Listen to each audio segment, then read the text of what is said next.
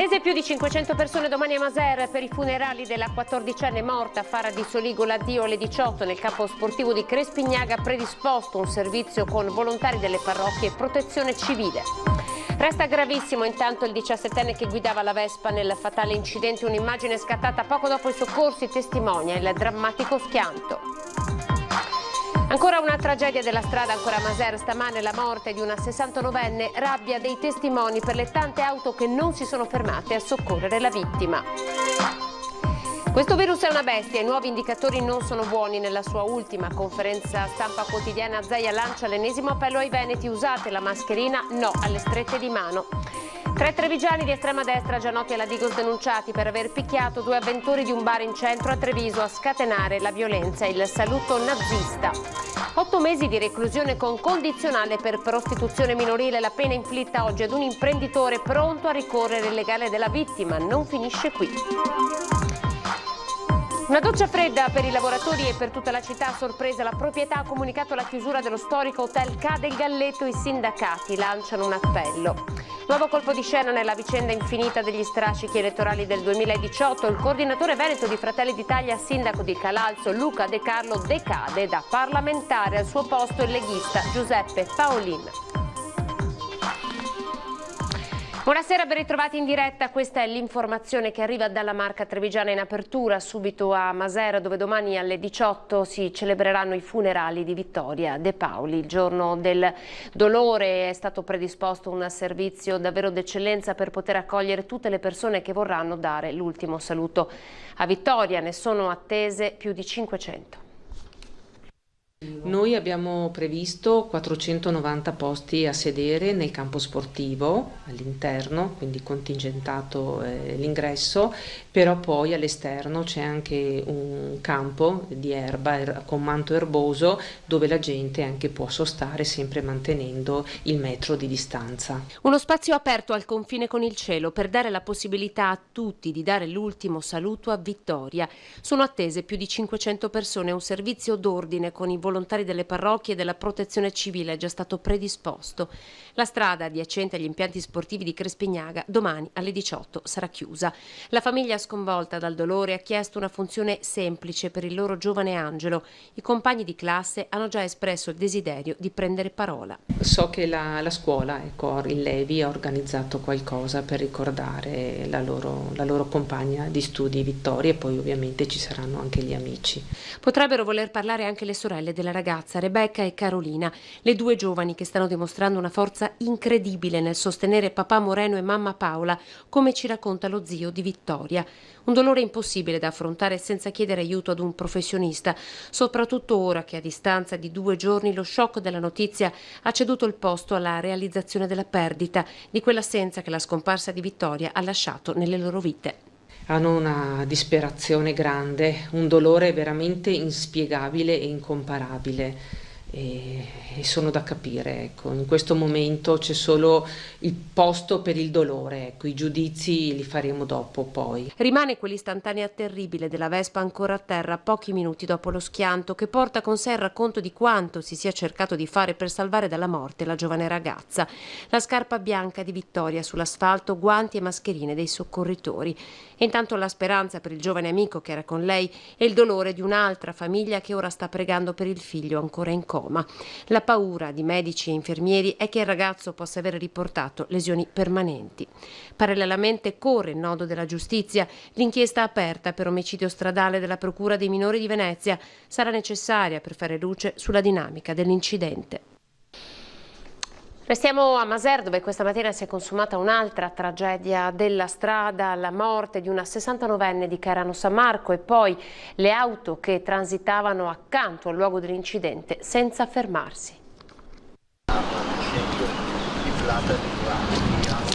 Io ero alla cassa con una cliente che stavo parlando e ho visto questa macchina che piano si è accasciata proprio sull'argine. Pochi secondi e lo schianto dopo che l'auto era uscita di strada. Ore 10:15, via Mattei, in una Masera che in queste ore continua a piangere la morte di Vittoria De Paoli, un'altra tragedia colpisce il paese. Stavolta però è un dramma che rompe in 2 comunità. Alla guida della vettura diventata una tomba, infatti, c'era Maria Grazia Marcon, 69enne di Cairano San Marco e conosciutissima nel suo paese. Date le testimonianze, come quella della signora Quagliotto, che gestisce un salone di bellezza vicino alla strada, c'è probabilmente un malore all'origine della fatale sterzata. Non sarebbe spiegabile altrimenti la manovra che ha fatto uscire di carreggiata l'auto della donna. Sono stati momenti drammatici. E ho chiesto ai miei ragazzi, ho urlato di andare a soccorrere perché vedevo un sacco di macchine passare e nessuno si fermava. E allora Alessandro e Emanuela sono corsi perché io sono terrorizzata dal sangue. E fatalità, avevamo una cliente sotto un servizio tecnico che è infermiera in cardiologia a Castelfranco, quindi è soccorsa anche lei e con lei naturalmente, con tutte le precauzioni, hanno tirato fuori la signora, ma era già... ci dispiace tantissimo perché volevamo essere i salvatori oggi di questa signora, ma... Nel frattempo era già stato chiamato il SUEM sul posto poco dopo con i vigili del fuoco e la polizia locale. Rilievi affidati alle forze dell'ordine, mentre la notizia in poco tempo è rimbalzata da Maser a Cairano San Marco, gettando nella disperazione la famiglia di Maria Grazia, a partire dal marito Giancarlo Pontini, storico titolare dell'omonima azienda di design della moda, in particolare della scarpa, vanto del distretto della calzatura trevigiana e molto attivo nel sociale. La moglie era sempre con lui, una coppia affiatata, ricorda addolorato Gianni Precova, sindaco di Cairano, che raccoglie il cordoglio dell'intera comunità per la tragica fine della donna. A Maser intanto, chi ha assistito alla tragedia, oltre allo shock, ribadisce la rabbia per quanto ha visto nei momenti successivi al dramma. Quello che mi ha deluso è che saranno passate 30-40 macchine, non lo so, nessuno si è fermato. Non ce l'ha fatta il 21enne Nabil Rezouil, giovane di San Biagio di Callalta, che il 24 giugno scorso era stato salvato dall'annegamento durante un bagno con gli amici a Jesolo. Le sue condizioni gravissime non erano purtroppo mai migliorate. Dopo una settimana di ricovero in ospedale il giovane è aspirato. Quella sera Nabil, in difficoltà mentre era in acqua, venne salvato in extremis da bagnini e soccorritori, subito ricoverato a San Donà. Il 21enne e gli amici stavano giocando in un tratto di mare dove si toccava. Improvvisamente il giovane era sparito nel nulla, restando per lunghissimi minuti sott'acqua. Nabil non sapeva nuotare, probabilmente gli è stata fatale una buca nel fondale. Andiamo in centro a Treviso. 3 giovani di estrema destra, già noti alla Digos, sono stati denunciati per aver picchiato 2 avventori in un bar. Sullo sfondo pare un saluto nazista.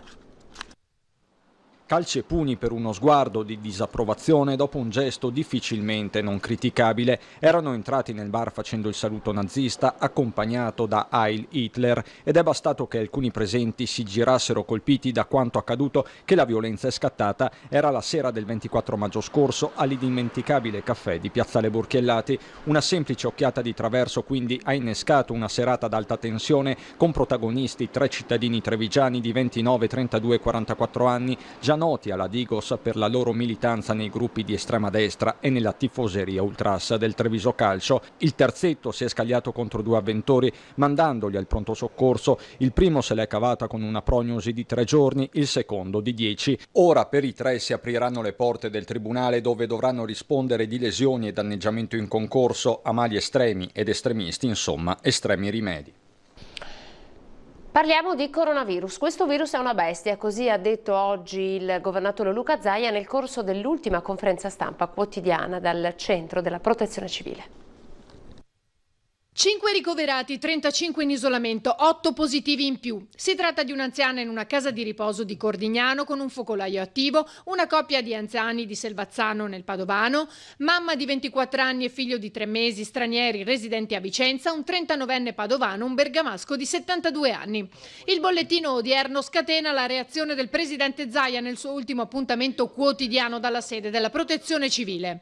La sanità del Veneto ha consegnato un Veneto pressoché in ordine dopo 3 mesi di lockdown, di attività, di terapie intensive, di malattie infettive, di terapie subintensive. Cioè il mondo della sanità del Veneto ha riconsegnato la macchina tagliandata ai veneti.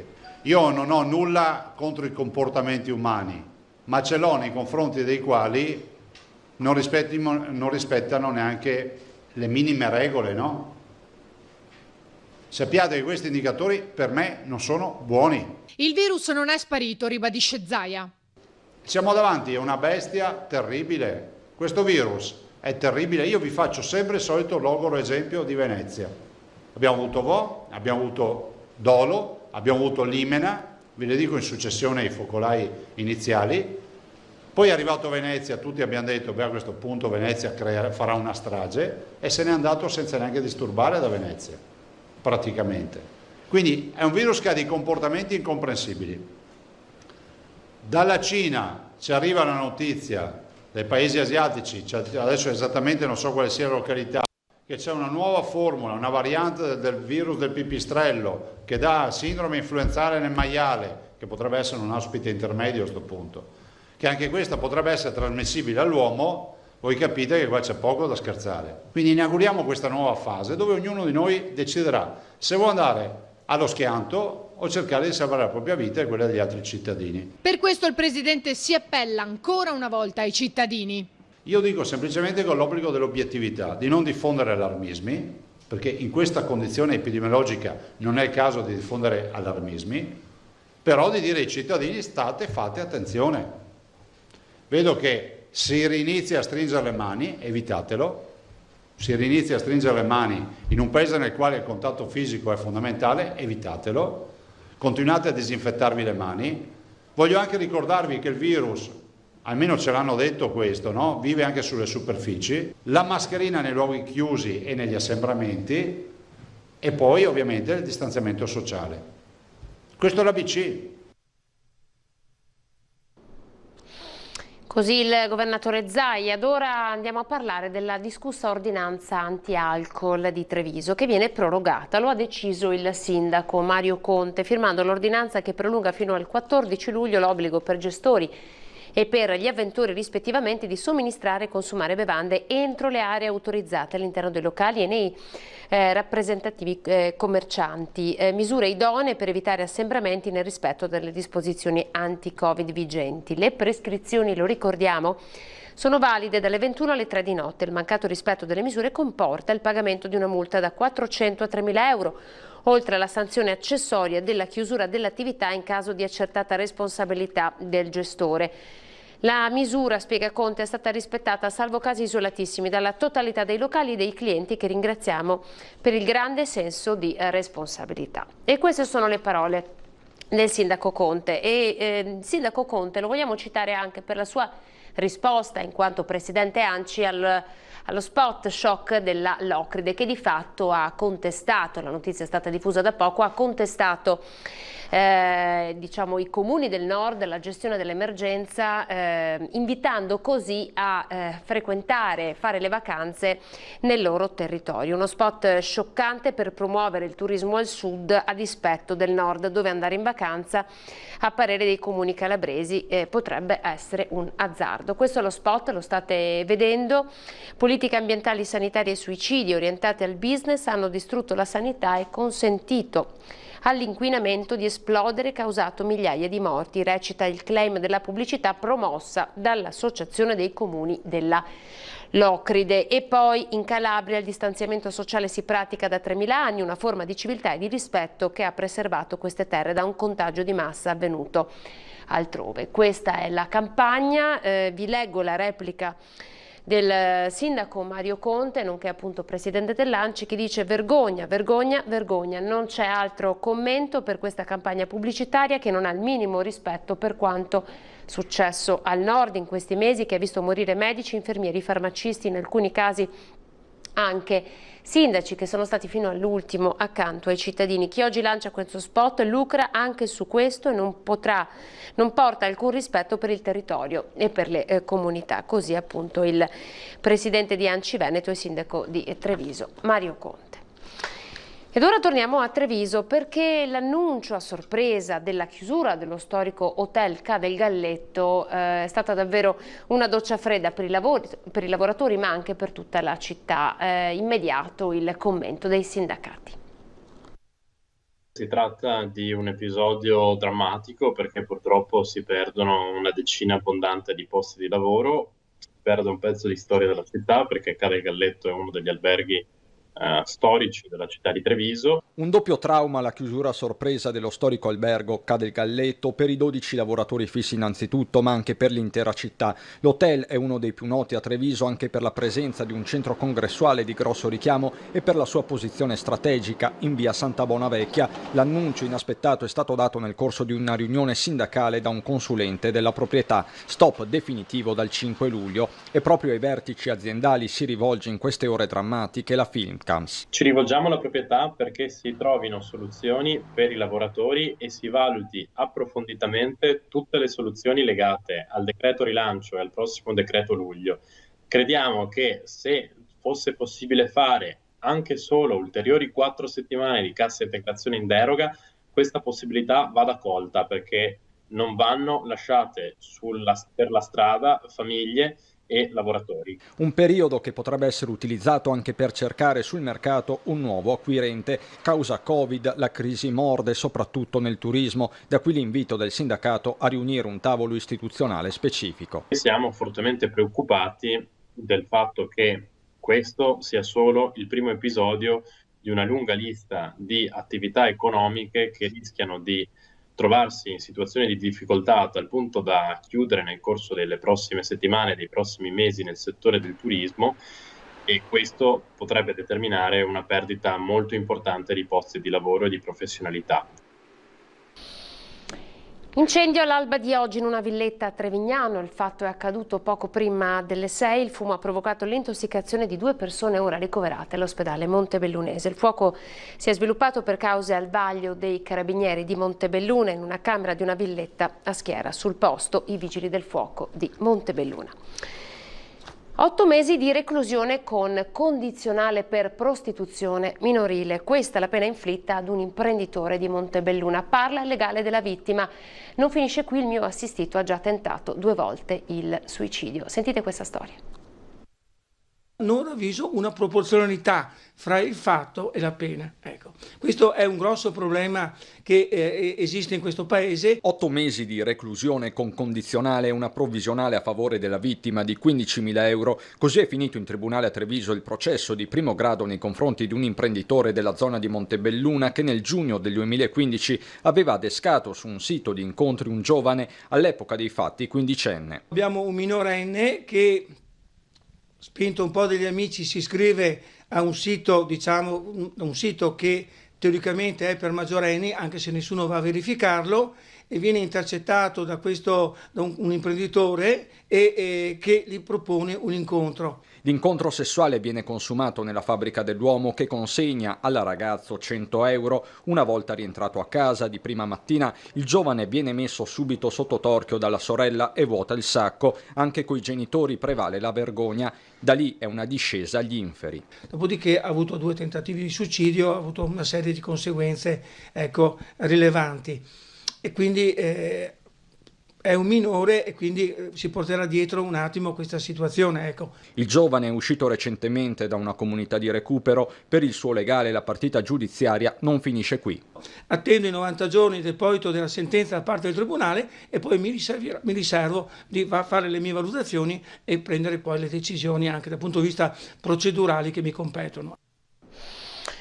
Lutto a San Biagio di Callalta nell'intera Marca per la morte di Davide May, 66 anni, alpino nella sezione ANA di San Biagio, volontario della Protezione Civile, presidente dell'Associazione Camperisti della Marca Trevigiana. May è espirato ieri sera al Cafoncello. Da 10 giorni era ricoverato a causa di un ictus che l'aveva colpito il 18 giugno.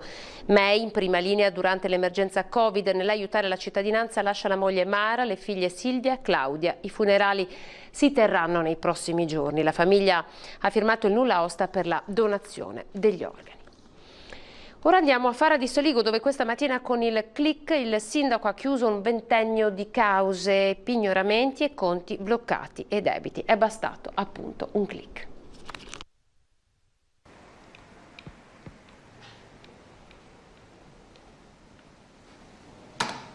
E anche questa è fatta. Un click per chiudere definitivamente quella che molti hanno chiamato la guerra dei 20 anni di Fara di Soligo. Una storia infinita di terreni diventati area artigianale della frazione di Col San Martino, sottostimati dal comune con conseguente causa da parte degli espropriati.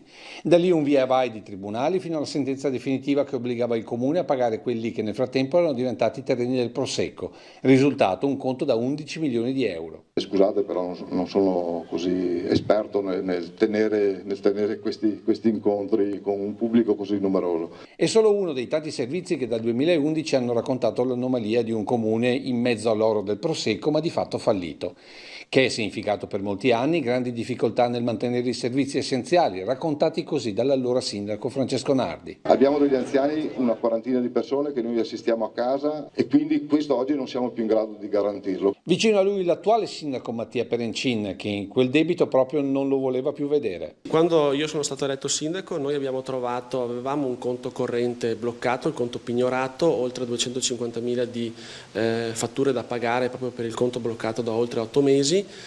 Abbiamo trovato subito una mediazione convocando le parti attorno a un tavolo.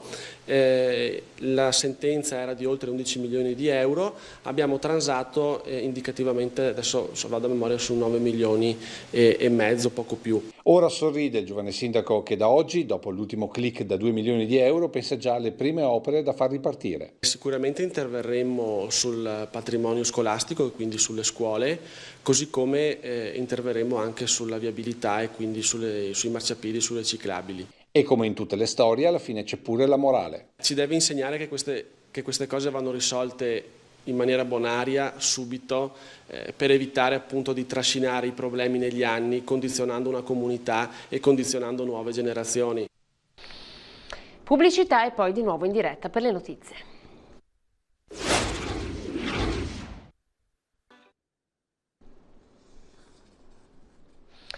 Eccoci, ben ritrovati. Torniamo sulla cancellazione dell'edizione 2020 di Artigianato Vivo a Cison, un vero colpo non solo per il paese ma per tutta la vallata, per una manifestazione che ogni anno richiama sul territorio centinaia e centinaia di persone. Era doveroso fare un check delle nuove norme, vedere se era possibile organizzare qualcosa, ma il richiamo di Artigianato Vivo imponeva di dire stop. Troppe 500.000 persone da gestire seppur in 10 giorni di manifestazione. Per questo Proloco e Comune di Cison hanno deciso di annullare definitivamente l'edizione 2020 di uno degli eventi dell'Alta Marca del Veneto.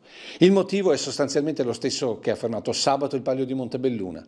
Inevitabili gli assembramenti con questi numeri, altissimo il rischio per gli organizzatori che potesse scaturire un focolaio di infezione con inevitabili risvolti penali.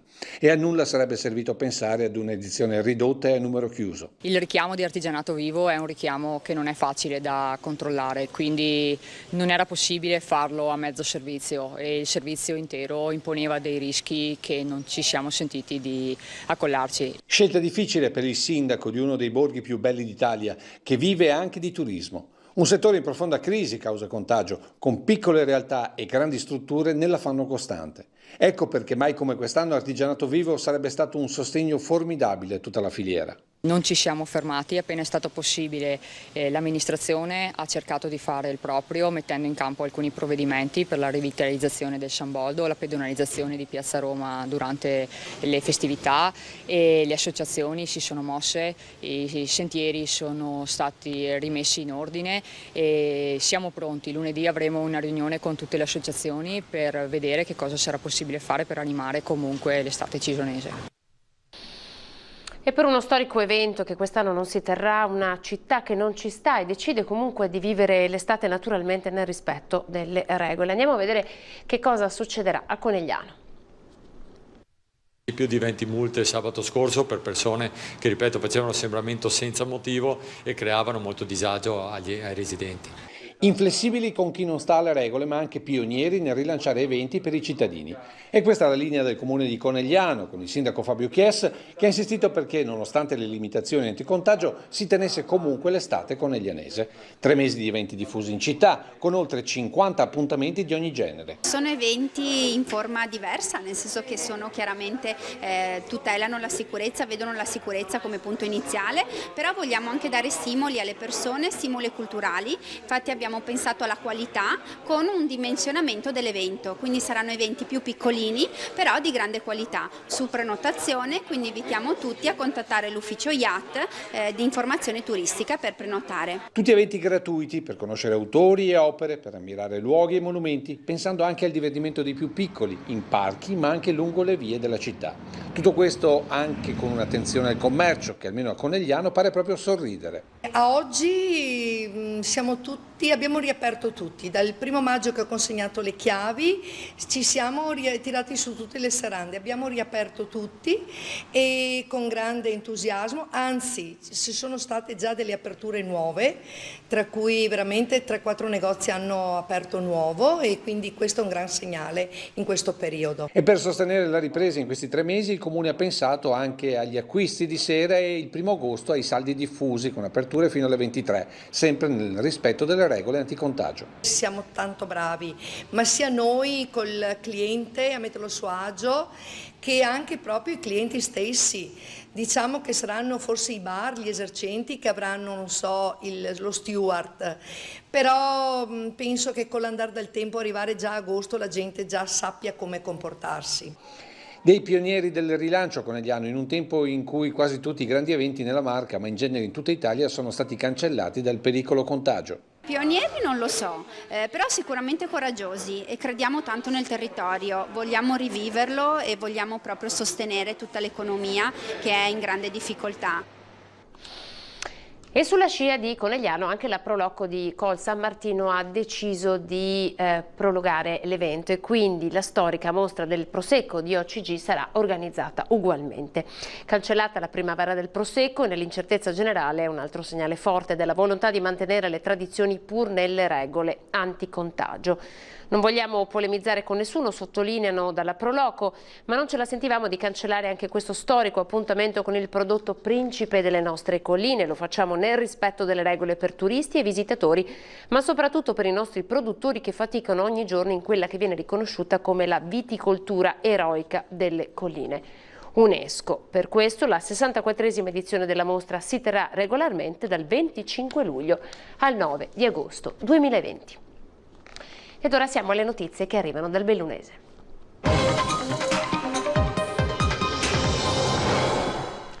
Colpo di scena a Montecitorio. Luca De Carlo, sindaco di Calalzo, è decaduto come parlamentare. La notizia shock è arrivata oggi insieme all'esito di un ricorso che a più di 2 anni dalle elezioni politiche esclude l'onorevole bellunese di Fratelli d'Italia appunto dal Parlamento. Vediamo.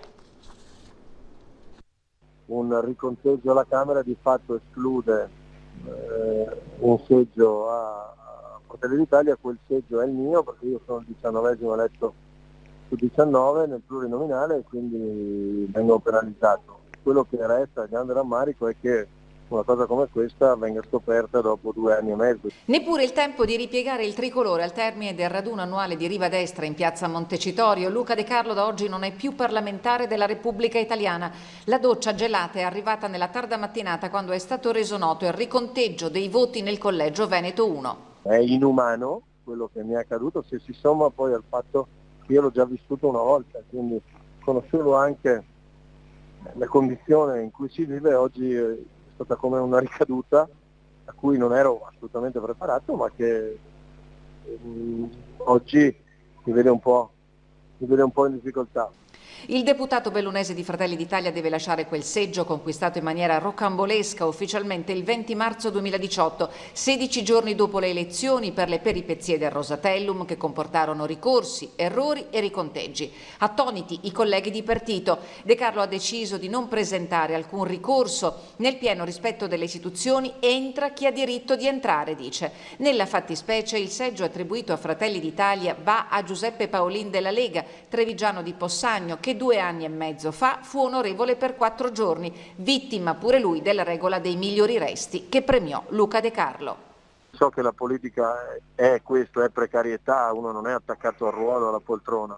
Cercherò di rendermi utile con lo stesso entusiasmo che ho avuto fino adesso. Non è facile perché sarei un bugiardo se vi dicessi che oggi le mie condizioni sono quelle di una persona che non è in sofferenza, però ne prendo atto e cerco di guardare al domani con un po' di fiducia. Resta aperta la possibile conferma dei mondiali di sci di Cortina nel 2021, dopo che le istituzioni dello sport italiani ne avevano chiesto lo spostamento al 2022 causa coronavirus. Nulla è deciso, ma fonti vicine al dossier spiegano che la FIS, che si riunirà il 2 luglio, potrebbe non accogliere la richiesta di rinvio di un anno, confermando l'evento nel 2021. Appresa la notizia, il presidente Zaia ha detto di aver sostenuto la proposta di posticipare al 2022 avanzata dal presidente di Fisi Flavio Roda e della Fondazione Cortina 2021 Alessandro Benetton. Avrebbe comunque il valore di un'assicurazione, ha detto Zaia, che ha spiegato di essere consapevole delle difficoltà di calendario a livello internazionale. Se ci tocca, ha chiosato il governatore veneto, faremo nel 2021. La macchina organizzativa a Cortina non si è mai fermata. Quanto al versante infrastrutturale, è ormai assodato che per il 2021 non potranno essere completate le 4 varianti per velocizzare il traffico sulla 51 a Lemagna. E la Giunta Comunale di Palazzo Rosso ha approvato il progetto di sostituzione e potenziamento del sistema di videosorveglianza. Un investimento di quasi 38.000 euro che vedrà la luce nella tarda primavera del 2021 e che prevede la creazione di un varco di lettura targhe sulla statale 50 all'incrocio tra via Safforze e la strada che porta a Ponte nelle Alpi, oltre alla sostituzione delle telecamere di Piazzale Marconi, Piazza Piloni e del parcheggio sul retro del Palazzetto dello Sport. Novità anche per le dotazioni agli agenti di polizia locale, che avranno 4 tablet connessi al sistema di lettura delle targhe per il monitoraggio del traffico in diretta e per intervenire con tempestività in caso di segnalazioni. Ed ora in chiusura con Belluno parliamo del focolaio di Feltre di Covid, ovviamente, perché si sta allargando. Gli ultimi accertamenti fanno salire a 9 il numero dei soggetti positivi e sono tutti posti ovviamente in isolamento. Sale a 9 il numero dei soggetti positivi al Covid-19, tutti legati a un unico focolaio scoperto venerdì scorso a Feltre. L'ulteriore allargamento delle indagini epidemiologiche eseguite fra familiari e amici delle persone risultate positive ha fatto emergere 3 nuovi casi. Si tratta di soggetti che già erano in isolamento e che sono asintomatici. La conferma è arrivata nel primo pomeriggio dal Dipartimento di Prevenzione di ULSS Dolomiti, che ha già predisposto un nuovo ampliamento del cosiddetto contact tracing anche in relazione alle 3 nuove positività. Nella tarda mattinata la centrale che raccoglie i dati istituita al 5° piano del San Martino di Belluno è arrivato anche l'esito del tampone eseguito su una collaboratrice dell'Istituto Colotti di Feltre, chiuso da ieri in via precauzionale per decisione del preside.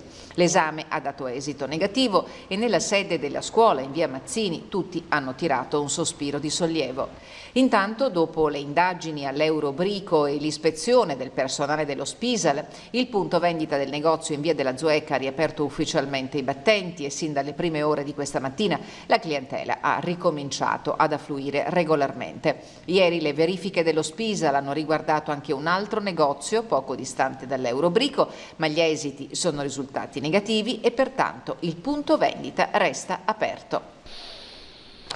Spazio ora alla rubrica dei bambini, vediamo i video che ci hanno inviato.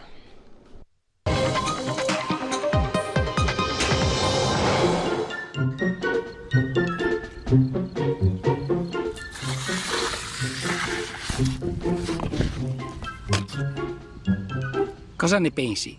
Bene. Ti stai divertendo? Sì, mi stavo divertendo. Ciao a tutti ragazzi, sono io, il vostro Marco Mazzariolo. Come potete vedere sto facendo parmigiano di zucchine, vedete? Gli ingredienti per fare la nostra ricetta sono zucchine, pancetta stufata, provola affumicata, passata di pomodoro e basilico e un po' di sale se volete condirla e anche il grana padano per insaporirla. Quindi ci vediamo dal vostro Marco e buon appetito! Yum!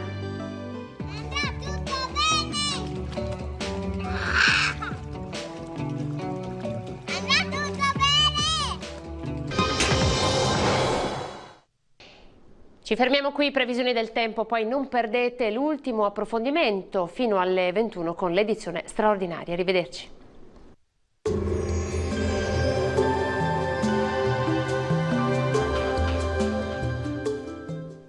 Pizza e bruschetta Enzo da Ross, totalmente artigianali, non surgelate, senza conservanti e del nostro territorio, nei migliori supermercati.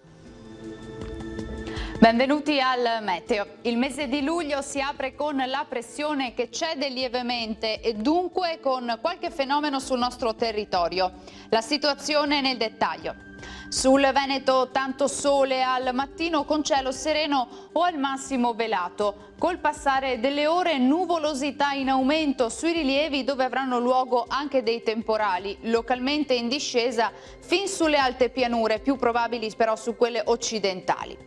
Temperature minime tra i 18 e i 22 gradi, valori massimi invece tra i 29 e i 34 gradi all'incirca. Ci spostiamo ora sul Friuli Venezia Giulia, bel tempo e ampio soleggiamento anche qui, cielo al massimo poco nuvoloso con qualche rovescio nelle ore pomeridiane sui monti. Temperature minime fino a 24 gradi, massime sui 30-31 all'incirca. Infine uno sguardo alla situazione del Trentino Alto Adige, anche qui condizioni iniziali di stabilità con tanto sole, poi andrà via via peggiorando con precipitazioni a carattere sparso. Temperature minime sui 19 gradi, massime invece fino a 31. Dal meteo di Antena 3 per ora è tutto, arrivederci al prossimo aggiornamento.